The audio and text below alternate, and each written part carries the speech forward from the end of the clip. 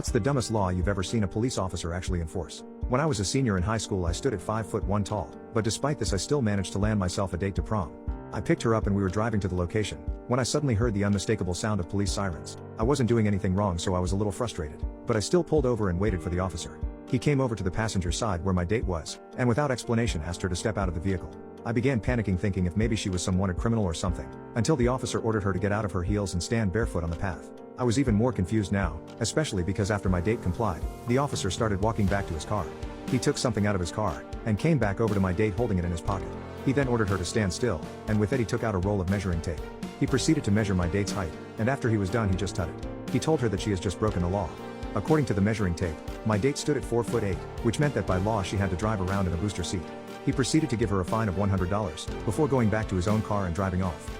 What's the dumbest law you've ever seen a police officer actually enforce? When I was a senior in high school, I stood at 5'1" tall.